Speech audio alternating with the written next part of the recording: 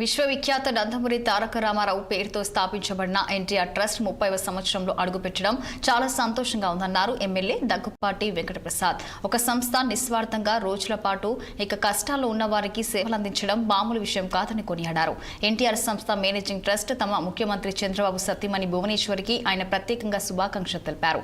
ముఖ్యంగా ఎన్టీఆర్ ట్రస్ట్ బాధ్యతల్ని భువనేశ్వరి తీసుకున్నప్పటికీ అందరి ఒక తల్లిలాగా ఆదుకుంటుందన్నారు. అంతకుముందు అనంతపురం జిల్లాలో ఎన్టీఆర్ ట్రస్ట్ 30వ వార్షికోత్సవ కార్యక్రమం జరిగింది. దీనికి ఆయన హాజరయ్యారు.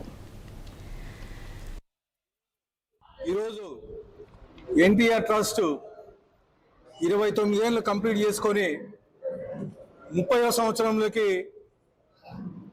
అడుగు పెడుతున్నందువల్ల ఈరోజు అనంతపురం అర్బన్ నియోజకవర్గం తెలుగుదేశం పార్టీ కార్యాలయంలో కేక్ కట్ చేసి సంబరాలు చేసుకోవడం జరిగింది. ముఖ్యంగా విశ్వవిఖ్యాత నందమూరి తారక రామారావు స్థాపించబడినటువంటి ఎన్టీఆర్ ట్రస్ట్ 30 సంవత్సరంలో అడుగు పెట్టడం చాలా సంతోషంగా ఉంది. ఒక సంస్థ నిస్వార్థంగా ఇన్ని రోజులు కష్టాల్లో ఉన్న వారికి